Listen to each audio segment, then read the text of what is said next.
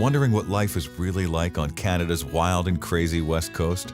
This podcast is all about the people, the places, and Vancouver Island Time. Together, we'll explore this island paradise, a combination of ocean, city, and country living. We'll meet the fabulous locals such as the Fudge Fairy and the Chicken Lady, who have chosen Victoria and Vancouver Island as their home. And we'll learn what makes this place unique and special to those who live here. And now, your host of Vancouver Island Time, Jane Johnston. Hi everybody, it's Jane Johns with the Briar Hill Group at Remax Camosun and host of Vancouver Island Time, and I'm here with Sue Maitland. We're going to be talking about the Broadmead area. So we're here at Broadmead Shopping Centre. Sue picked this place to chat, and I'm just wondering what made you choose Broadmead as an area to live in Victoria? Well, we moved from Ottawa, and when we came out, we checked out a few neighbourhoods. We had looked on the West Shore, actually. I could have fell in love with the views from Triangle Mountain, and actually put an offer in on a place, but it fell through there. But then we were checking some other places, and we just happened to find Broadmead. And we loved the fact that it was kind of central, as you said. It's so easy to get downtown from here. I go to the Union Club quite a bit for my workshops, and it's like 15 minutes from here. It's 15 minutes to the airport, 20 minutes to the ferry. I can even get to the West Shore in 15. So it's an extremely central place. And you know what else is nice? The countryside and the beaches are really close by. So, 5 minutes drive, we can be on the Saanich Peninsula. And a lot of that is the agricultural land reserve. So it's farmland. So it's lovely to have that kind of countryside and yet be so close to the city. And the beaches too, I love. So I found when I first came, I came as a teacher in 1995, and driving down from the airport, and we drove through farmland, and then all of a sudden we're in city and then farmland. How do you think the residents here, like, it feels kind of discombobulated, especially on the other side of the highway where it's quite rural sometimes. But what do you think that appeals to residents in this area? Well, I think it is the convenience, but also feeling that you've got that kind of, the countryside is right there. I can take a little drive out, 5-10 minutes. There's a beautiful little art gallery that's just kind of opened up on the Saanich Peninsula. And you can discover all these, there's wineries, there's, I love my wine. There's the cider works, all kinds of things on the peninsula. It's actually almost becoming a bit of a foodie destination for people visiting. They're doing little tours and whatnot. So I just love that that's so close. And yet we've got this convenience with all the shops here, everything that we could need. And then, of course, if you want some more fun boutique-y things, then you can go downtown, go to Lower Johnson Street, etc. It's all very handy. So, I think people like the fact that they've got both. You can get fresh farm eggs just down the street, on Blenkinsop and things like that. And you see all these farm stands and so on as well. So you can go to Thrifties for convenience, or you can get the fresh stuff too. It's great. So, what caused you to move to Victoria? Was it job, or was it just lifestyle? And what? It was probably the weather initially, which is what most people come here for. It was March. I was in Ottawa shoveling snow from the driveway. My husband was sent to Victoria unexpectedly, and just fell in love with the scenery, the weather. And as he was there, I was talking to my son, and I said, Alex, I think we should be where Daddy is. And when he came home, my husband said, I love Victoria. And I said, okay, let's be there before next winter. So we did that, and that was 27 years ago. And I must admit, in the wintertime, any time, I have never ever wished I was living back in Ottawa. I absolutely love Victoria. There's just something about it. And for me, it kind of feels like home. So even though I've got this weird accent, it is an English accent. Maybe it's because there's a few fish and chip shops and pubs and whatnot here.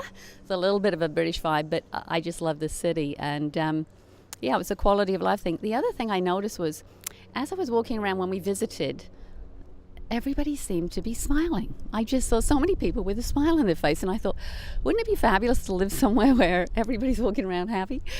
So it was totally, really a quality of life decision. Really. They're also very athletic, I find.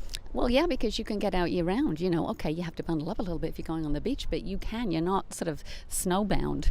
And so it's great. As my husband says, the snow is where it belongs, on the mountain. If you want to go to Mount Washington, there's snow, but not in my driveway.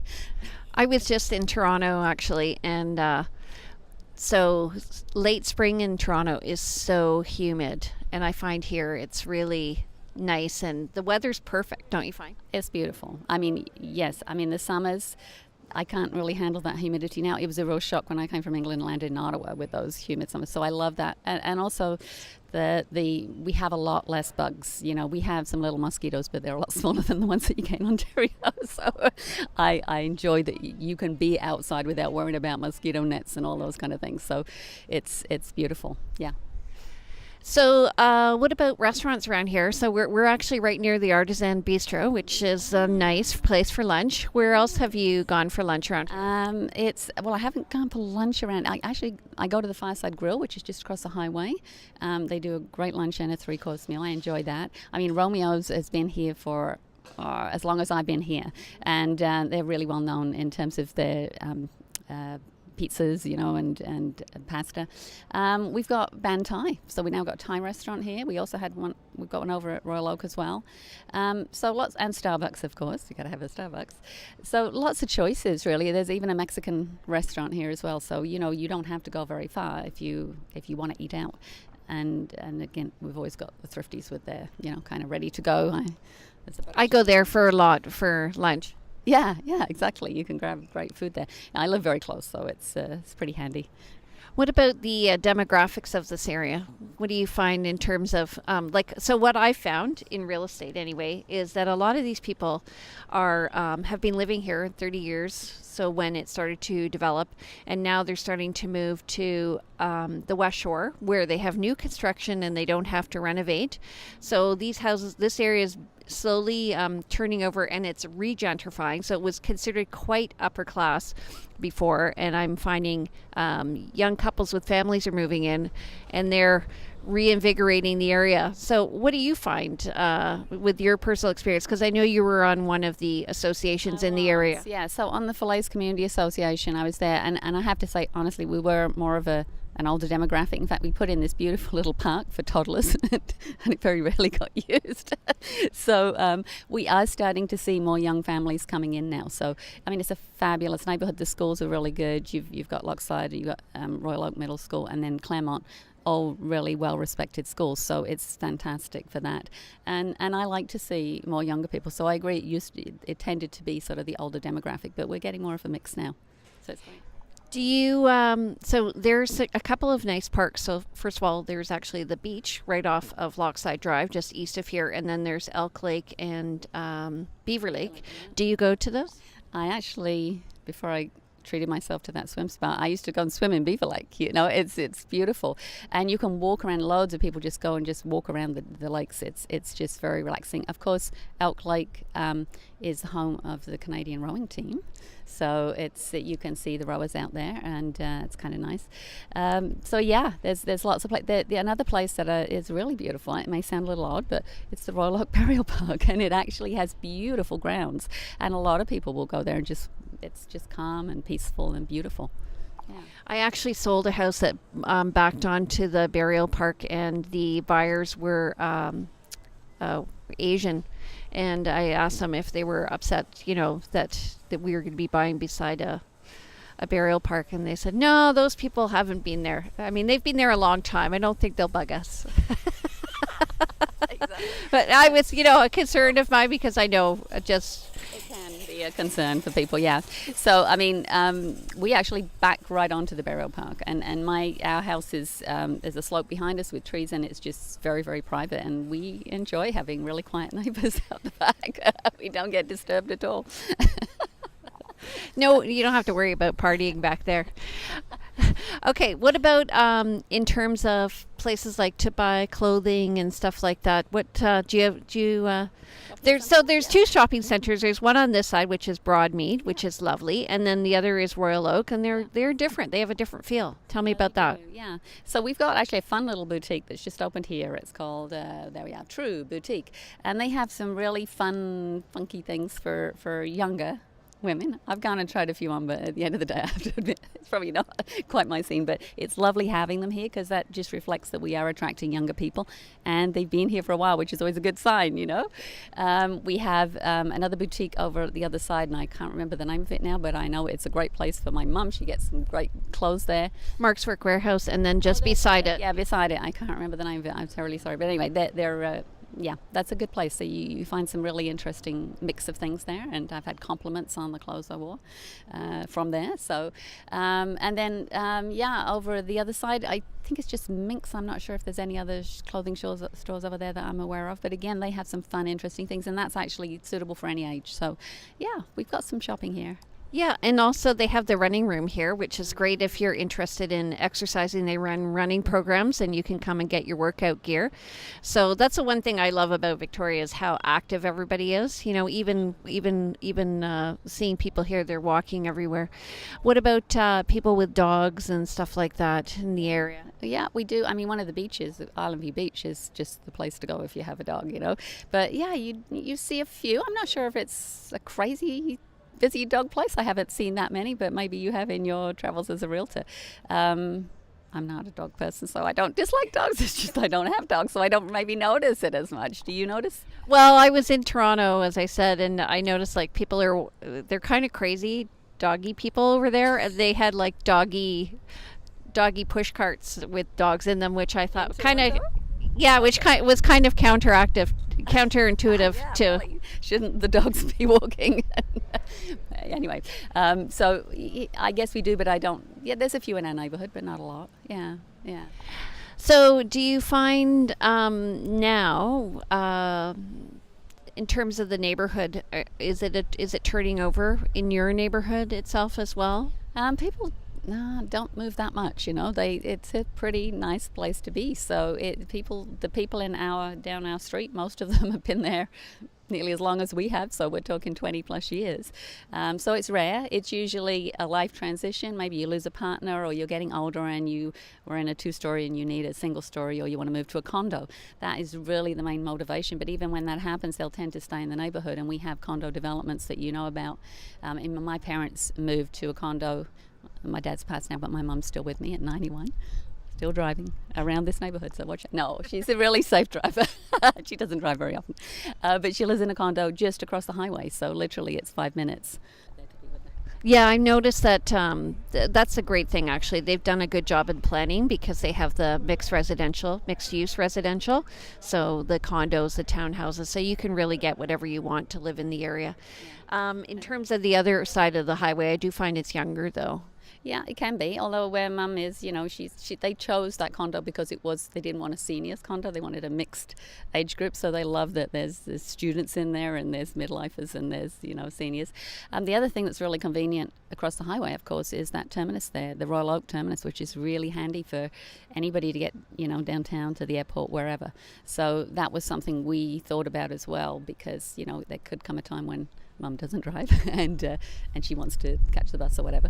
It's very, very convenient from that point of view, for sure. Yeah, and that's a bus terminal she's talking about. So it goes from here to downtown Victoria or up to the highway. Okay. Out to the West Shore, I guess, too. It goes out that way, too, along Helmicon. Yeah. So also regarding organized activities, there's also the Commonwealth Pool. Absolutely, yeah. So that's a great facility. I mean, that was put in for the Commonwealth Games, and it's a really lasting legacy. So there's a fantastic pool. We often have swim meets there, a lot of practicing going on. There's also a whole fitness facility there. They have all kinds of other activities, you know, community activities. There's a great library there. I find that really handy to be. I need my books, so I'm usually visiting at least every 2 weeks. I get my books out. My mum she has a pile of like 4 books all the time. So I mean, it's all here, and frankly, it's all walking distance, which is really what's beautiful. If you can, you know, you don't always want to get in the car, you just want to walk. Plus, the other thing about this area, not so much where you are in Falaise, but in the main part of Broadmead, is there's a lot of trees. So in other cities, you know, people focus a lot on air conditioning. You don't have to have that here because there's so much shade, right? That's right. Yeah, I mean, the Broadmead area is just beautiful, and pretty much, I don't know how they did it, but they've preserved so many of the trees there, so it's just lovely. And then you've got Sunnymead, which is just a little further out, that is a little sunnier because it's a newer area with less trees. But and they have beautiful parks there for the kids as well. Of course, we've got the Lochside Trail as well, so you can bike along there through Blenkinsop, past Blenkinsop Lake. It's an outdoor paradise, really, if you wanted to get out and about.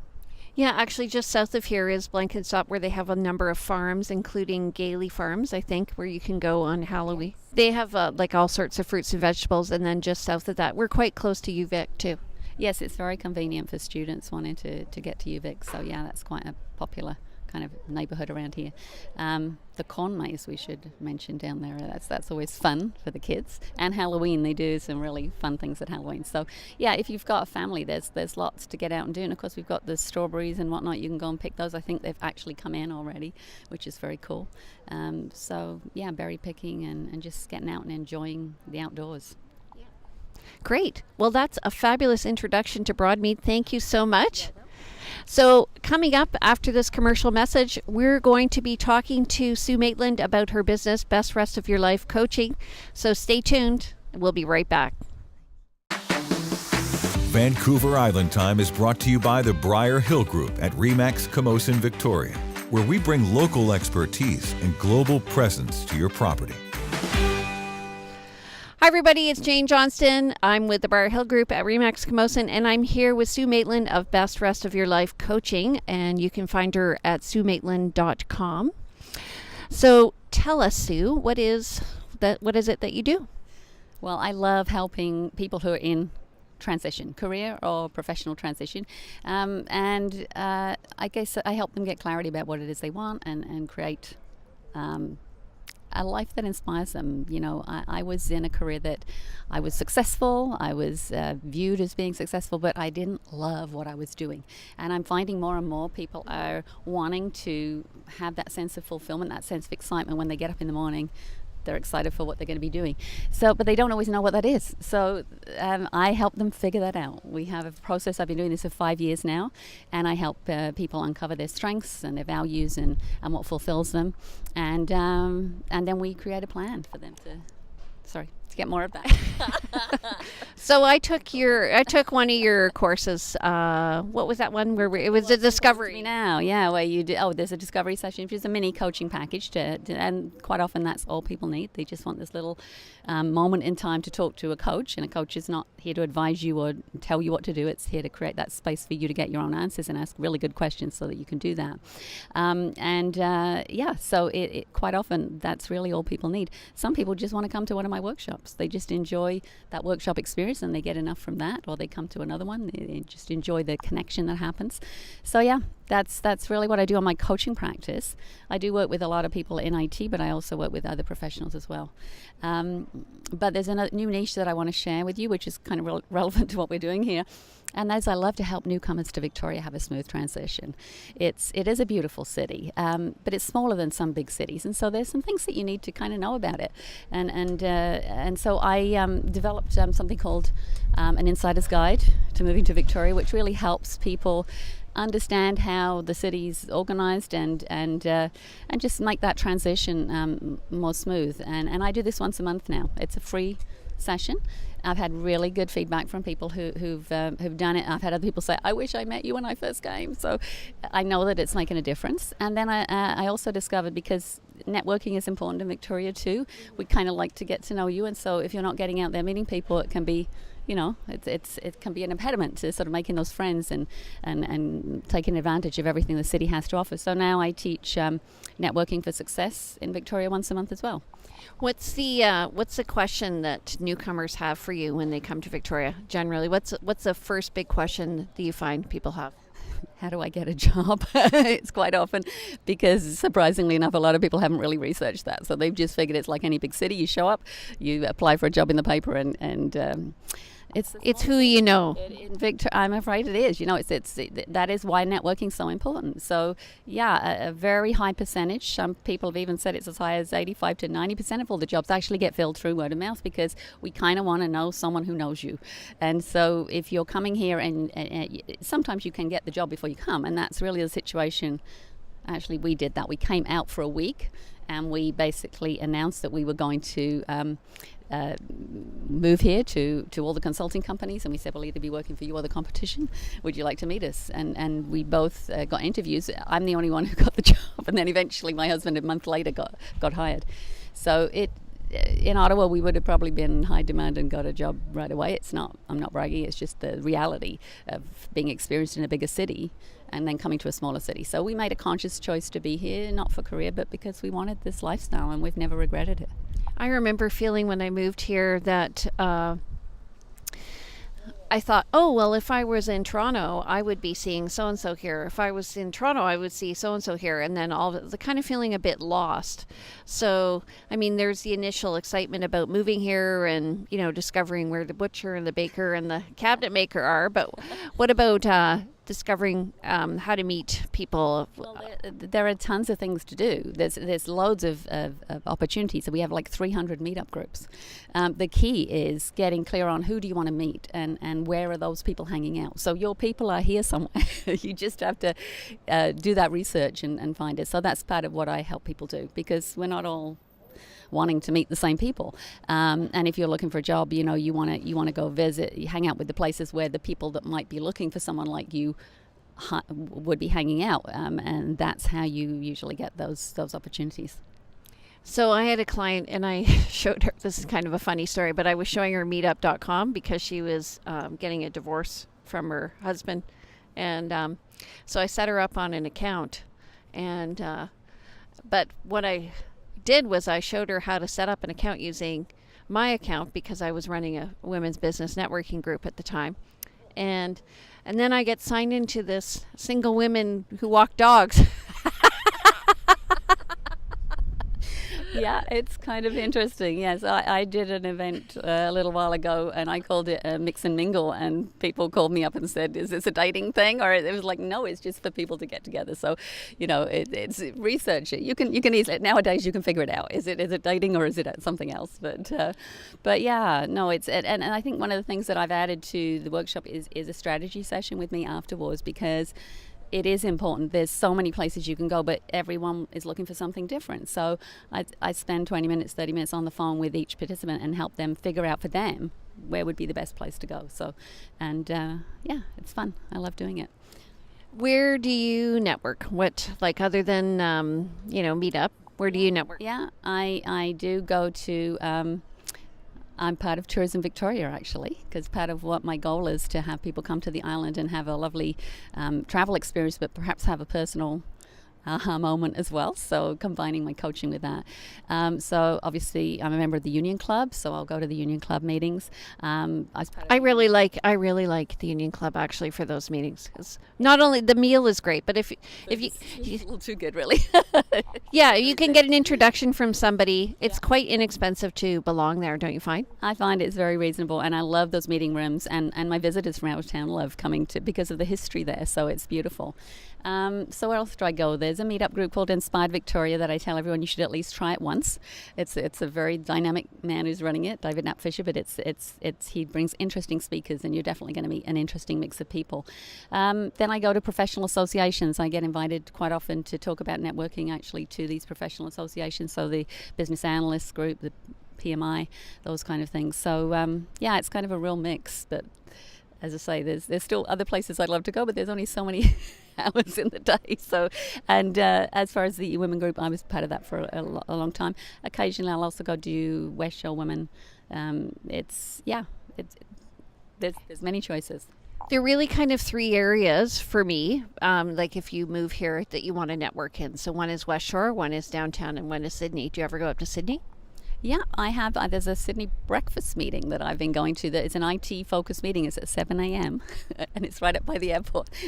But I've been going to that for almost a year now, and made some good connections through that, and been able to introduce people who are new to people in technology that have, resulted in them making good connections, maybe landing a job. So it's a good connection for me to do that. Yeah. I find for me too, if you're willing to, like, I'm sporty, so just doing the sports has opened a lot of doors for me and just introduced me. I find people are really, like, some people who aren't outgoing have found it hard to transition in, but I found if you're willing to go out and interact with people, that people are really quite responsive. I feel like we've been embraced by the speed skating community and the rowing community, and that's not even why we joined. We joined because we just were interested in the sport itself. So do you find that? What do you do other than you're swimming. Well, I'm pretty much maxed out in terms of everything I do, but I do recommend that if you have an activity that you enjoy, that is one of the best ways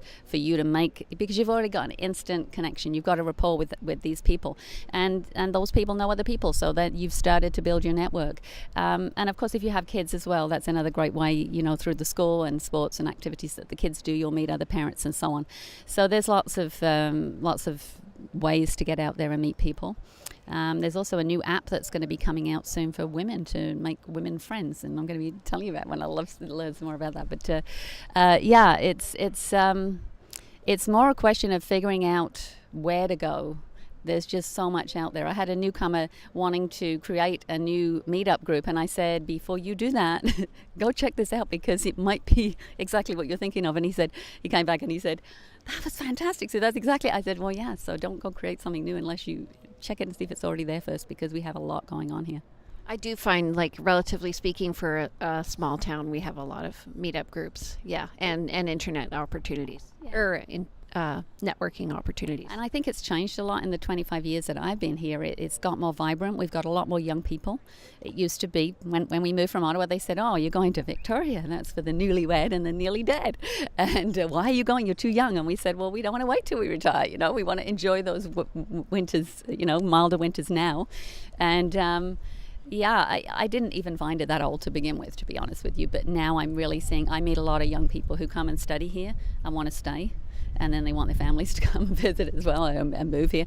So I think we are getting that vibe. And I think what's happening with some of the older generation, you might be seeing this, is that they're leaving Victoria and moving up Island because they can get more for their money up there, and they can take some money out of their equity out of their home, because they're living longer than they ever expected. We live a couple of years longer here. Did you know that, Jane?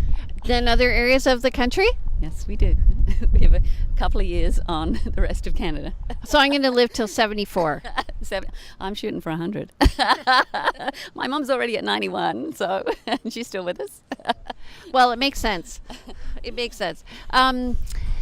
So what do you find in terms of people here once they get a job? What's their challenge? I find the challenge is finding accommodation. Well, that can be challenging, and there's no question that it's going to get better, because they are building a lot of condos downtown, as long as you're okay living in a relatively small space. But it can be a challenge. So you do need to plan ahead. One of the things that I tell people is be ready to make a decision really quickly. If you're looking to buy, you better be clear on what you want. Find a good realtor who's a good negotiator. And but you can't dither around, because it's in demand, and same with rental accommodation. Frankly, landlords can, they'll have 20 people to choose from sometimes. So there's a young lady who we both know who does a really good job of helping you find longer term rental accommodation if you're looking for it. And then there's some shorter term things. One of the things, I've got a friend who's moving here actually, and I recommended to her that she rent a furnished place for the time being while she checks out the neighbourhoods, rather than try to remotely from Northwest Territories try to figure out what she should be buying. It's, come and check it out. Well, that's the whole purpose of this vlog and podcast, is so that people can check out the different areas. So if you're interested, you can, check out, we did one on Estevan Village. We did, I saw that one. yeah. So what we're trying to do is get people to figure out where they want to live before they come here, do the research as well. And I think if you have a good realtor too, they should be able to tell you the demographics. And what I do often, because I used to be a teacher, is introduce people to the principals of schools and stuff like that too, because that's important for anyone having kids. Yeah, absolutely. One of the things I just want to mention as well is I do have like a mini coaching package that you can do before you move. So quite often people come, and I wish that I'd had the chance to talk to them before they came, because they might have made some different choices, or brought some more money, or brought their job with them. That's a little tip that I invite. If you can work remotely, do that. Bring your job with you while you establish yourself in Victoria. One of my little tips that I give. So definitely check out my website, because there is a page called Moving to Victoria, and it's got all these resources that you can request. I've even got a mini video, which is a condensed version of my info.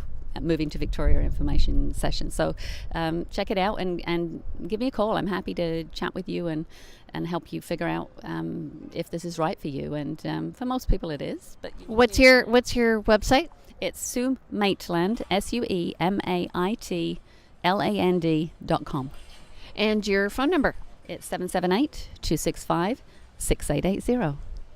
All right, so now you've met Sue and you've been introduced to the Broadmead area. If you're interested in knowing more, you can check us out in other areas on Vancouver Island Time. I'm Jane Johnston with the Briar Hill Group, and welcome to the neighborhood. Also, just one thing, if you want to be a guest, please click below. We're interested in hearing about people who are entrepreneurs in Victoria or running small businesses. We'd love to focus on your area where you live and also what you do for a living and how you serve the people of Victoria. So take care. Have a great day. Thanks. Good to be here. Thanks, Jane, for the invite. Appreciate it. You're welcome. Bye. Welcome to the neighborhood. We hope you have had some insight into West Coast living. If you know of someone or someplace that should be highlighted in our podcast, we'd love to hear from you. Please go to VancouverIslandTime.com and click on our Connect button. See you next week on Vancouver Island Time with Jane Johnston. Do you feel like you're drowning in administrivia? Do you have a podcast you would like transcribed to repurpose as a blog or even a best-selling book? Rhonda's Virtual Office is the answer to the freedom you crave so you can get busy doing what you love. Let Rhonda's Virtual Office give you the relief you need. Visit rhondasvirtualoffice.com and get some peace of mind today. Rhonda's Virtual Office is the go-to transcription service for EWN Podcast Network.